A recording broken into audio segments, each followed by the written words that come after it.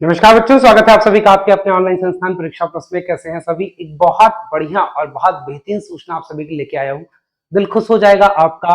Bihar board की तरफ से बिहार में एक नई वैकेंसी है, बीएसपी एससीएल। ठीक है, यहाँ पे जो state power holding corporation limited है, इसकी तरफ से खासकर आईटीआई, डिप्लोमा, बीटेक और कुछ नॉन टेक्निकल पोस्ट पे भी वैकेंसीज निकली हैं। लगभग 2610 पोस्ट पे वैकेंसीज निकली हैं। इसको मैं बहुत अच्छे से आपको क्लियर कर दूं कि कहां पे कौन सी वैकेंसी और किस तरीके से निकली है। Assistant executive, junior electrical correspondence clerk, store assistant, junior account clerk, technician grade 3। तो ऐसे बच्चे, क्योंकि ये आप परीक्षा प्लस आके आप टेक्निकल चैनल परीक्षा टेक पे ये वीडियो देख रहे हो और मुझे पता है कि आप लोग ऐसी वैकेंसीज के सर्च में रहते हो। एक बहुत बेहतरीन वैकेंसी अभी अभी आप लोगों ने देखा होगा कि आरआरबी की तरफ से टेक्नीशियन की वैकेंसी निकली है और उसी की तर्ज पे बाकी सारी बातें मैं बाद में करूंगा। असिस्टेंट एग्जीक्यूटिव इंजीनियर की अलग से वीडियो बना दूंगा, जेई की आपकी अलग से वीडियो बना दूंगा, करस्पॉन्डेंस क्लर्क इनकी बना दूंगा। इस वीडियो में मैं ज्यादा जो बात करने वाला हूं वो आपके टेक्नीशियन ग्रेड 3, ये वही आपकी ग्रेड है जो आपका आरआरबी में टेक्नीशियन का निकला है। लेकिन ये बिहार वाले बच्चों के लिए बहुत ही बेहतरीन है और खासकर ये बिहार के अगल बगल राज्य वाले जो हैं वो भी भर सकते हैं। इसमें आपका मांगा क्या है? इसमें 10th प्लस आईटीआई मांगा है। 10th के साथ साथ आपका 2 साल का आईटीआई सर्टिफिकेट होना चाहिए। लेकिन किसमें होना चाहिए? ये इलेक्ट्रीशियन ट्रेड के लिए। तो ऐसे अगर देखा जाए तो आरआरबी जोन में, जो पटना जोन है, उनमें वैकेंसीज कम है। लेकिन अगर यहां पे देखा जाए तो बीएसपी एससीएल की तरफ से यहां पे 2000 पोस्ट टेक्नीशियन की ये बहुत अच्छी वैकेंसीज है और इसके जो फॉर्म ओपन होंगे वो 1 अप्रैल से ओपन होंगे। क्लोजिंग डेट इसके 30/4 है। इसके बारे में मैं एक एक जानकारी आपको बहुत बेहतरीन तरीके से देता हूं अगले 5-10 मिनट में। आपका दिल खुश हो जाएगा। यहां पे आप इंप्लॉयमेंट नोटिस देखोगे तो ये Bihar state power holding company limited की तरफ से है और ये 2000 पदों पे है। और सबसे अच्छी बात है कि इसमें 18 से लेकर 40 साल तक के बच्चे एलिजिबल हैं। जनरल की जो आपकी यहां पे अगर देखा जाए तो जो जनरल वाले बच्चे हैं वो आपके 18 से 37 तक है। एससी 42 साल, क्योंकि 5 साल का रिलैक्सेशन, एसटी का भी 5 साल का रिलैक्सेशन और ईबीसी या बोल सकते हो कि ओबीसी जो होता है, ईबीसी और बीसी है, इनके लिए 3-3 साल का रिलैक्सेशन 40। और महिलाओं के लिए भी इनमें क्या है, 3 साल का रिलैक्सेशन अलग से दिया गया है। तो महिलाओं के लिए भी बहुत अच्छी ये क्या है, बहुत अच्छी अपॉर्चुनिटी है। तो उम्र का कहां, यहाँ पे कोई सीमा नहीं है, इस बात को आप समझ लीजिए, बहुत बेहतरीन है। और दूसरी बात, लेवल 4 का 7 पीआरसी पे है। तो यहाँ पे जो सैलरी बनेगी, अगर आप केवल पे बैंड देखोगे 92 से लेके 15,500, मतलब कि यहाँ पे आपका 40 के आसपास तो सैलरी कोई रोक नहीं सकता। और फिर इस कैडर में जॉब करना बहुत ही बेहतरीन है। अब सबसे बड़ी बात यह है कि यहाँ पे दिमाग में आता है कि सर इसमें पूछा क्या जाता है, तो वो भी मैं आपको बहुत क्लियर में बता दूं कि सबसे पहले तो एक चीज ध्यान दीजिएगा कि इसमें जो एप्लीकेशन फी है वो 1500 रुपए है, खासकर अनरिजर्व्ड के लिए, ईबीसी और बीसी के लिए। हालांकि अगर एससी, एसटी या फिर दिव्यांग जो एप्लीकेंट है या फीमेल हैं, और वो भी केवल बिहार की फीमेल के लिए, सारे डोमिसाइल ऑफ बिहार होना चाहिए, इनके लिए 375 रुपए है। इनके लिए जो बाहर वाले बच्चे होंगे, चाहे आपका शेड्यूल्ड ट्राइब से होंगे, इन सबके लिए जो बाहर वाले बच्चे उनको 1500 जनरल कैटेगरी में काउंट किए जाएंगे, तो उनका 1500 है। बट बिहार वाले बच्चों के लिए 375 है।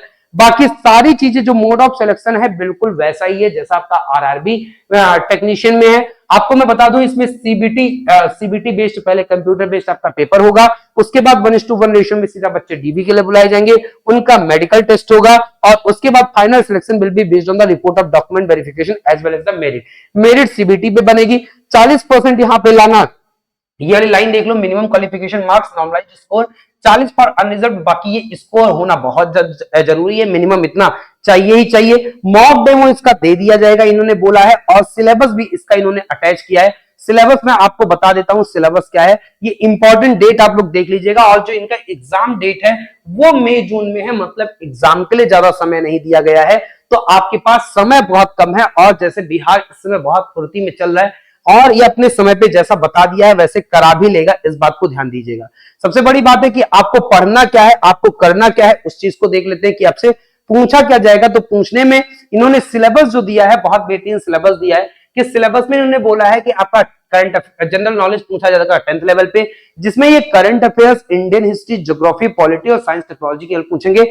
बाकी कोई चीज इकोनॉमिक्स वगैरह नहीं पूछेंगे। रीजनिंग में भी केवल कुछ टॉपिक है, analogy, similarities, problem solving, relation concept, space visualization, arithmetical number series और अरिथमेटिकल रीजनिंग पूछा जाएगा।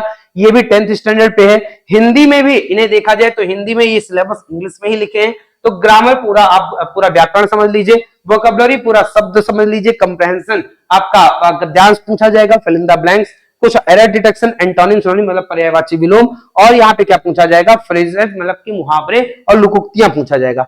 कम इंग्लिश में भी आपका सेम सिलेबस है जो आपका हिंदी का सिलेबस है। इसमें कंप्यूटर अलग से पूछा जाएगा जिसमें fundamental, basic concept, basic knowledge of MS office, internet के बारे में, और फिर आपका कंप्यूटर नेटवर्क जैसे लैन वैन मॉडेम के बारे में, उसके बाद साइबर सिक्योरिटी के बारे में पूछा जाएगा। यहां पे बच्चे सबसे ज्यादा इसे देखना चाहते हैं कि आईटीआई, क्योंकि इलेक्ट्रीशियन ग्रेड से भी पूछेगा। इन्होंने 18 टॉपिक दिए बट बहुत आसान टॉपिक है, जैसे मशीन वाइंडिंग से, अल्टरनेटर से, सर्किट ब्रेकर से, DC drive, DC machine winding से, डोमेस्टिक अप्लायंसेस से, इल्यूमिनेशन, इंडस्ट्रियल वायरिंग से, उसके बाद power generation, machine control cabinet, single phase induction motor से, सिंक्रोनस मोटर से, thermal, hydroelectric, nuclear, non conventional जो एनर्जी है उससे पूछेगा, 3 फेज इंडक्शन मोटर से पूछेगा, ट्रांसफार्मर वाइंडिंग से पूछेगा, ट्रांसमिशन ऑफ इलेक्ट्रिकल पावर पूछेगा, और आपका एसी ड्राइव बीडब्ल्यूएफ से और अंडरग्राउंड केबलिंग से पूछेगा। तो ये आपका टेक्निकल भी पूछेगा। अभी यहां पे देख लेते हैं कि इन्होंने कुछ क्या एग्जैक्टली पैटर्न बताया है क्या, कि कितने क्वेश्चन पूछे जाएंगे, वरना मैं एक एक करके आपको एक छोटी छोटी वीडियो में सब कुछ बता दूंगा। अभी आप ये समझिए कि आपके लिए बहुत बेहतरीन 2000 पद पे ग्रेड 3 का टेक्नीशियन का, एक तरफ आप रेलवे क्योंकि तैयारी, वहां पे भी आपका क्या जनरल अवेयरनेस पूछेगा ही, रीजनिंग पूछेगा ही पूछेगा आपको, बाकी साइंस तो आपको पढ़ना है ही है, वो सारी चीजें आपका, कंप्यूटर वहां पे भी पढ़ना है, तो वो सारी चीजें आपको जो वहां पढ़ना है यहाँ पे पढ़ना है। कुछ पार्ट आपका जैसे हिंदी यहाँ पे अलग से पढ़ना है, इंग्लिश आपको यहाँ पे अलग से पढ़ना है, थोड़ा सब्जेक्ट पार्ट आपको अलग से पढ़ना है, और टेक्नीशियन ग्रेड वाले में कंप्यूटर भी नहीं है उसमें, तो यहाँ पे कंप्यूटर भी पढ़ना है। तो ये 2-3 चीज आपको अलग से पढ़ना है। हालांकि आप एग्जाम डेट देखिएगा, मई जून में इसका केवल एग्जाम डेट दे दिया गया है, तो आप जैसे ही फॉर्म भर पाएंगे तुरंत ही इसका क्या आ जाएगा, तुरंत ही एग्जाम डेट आ जाएगी। तो अभी से लग जाइए, लेट मत करिए, इंतजार मत करिए कि हमारा जब आएगा हम फॉर्म भर लेंगे तब तैयारी करेंगे, अभी से लग जाइए। अभी आप इस चैनल पे नए हो, चैनल को सब्सक्राइब अवश्य कर लीजिएगा। परीक्षा टेक आपके सारे टेक्निकल ग्रेड की वैकेंसीज के लिए बहुत बेहतरीन चैनल बनाया गया अलग से। तो इस जैसे अपने परीक्षा प्लस पैरेंट चैनल पे प्यार बरसाया है बहुत कम समय में, ऐसे ही इस पे भी प्यार बरसाते रहिए। चैनल को सब्सक्राइब कर लीजिए और अपने हित मित्र यार दोस्तों को भी बताते रहिए परीक्षा प्लस के बारे में। बाकी आपकी जो भी डाउट्स है, जो भी कुछ आपको पूछना है, आप मुझे कमेंट बॉक्स में जरूर करके बता दीजिए। जो भी क्वेश्चन है आप वहां पर पुट कर दीजिए, एक एक क्वेश्चन का मैं आपको जवाब दूंगा, और वीडियो के माध्यम से ऐसे 3-4 मिनट में आपको एक एक चीज क्लियर करता रहूंगा। फिर मिलूंगा। बहुत बहुत धन्यवाद सभी का, बहुत बहुत आभार।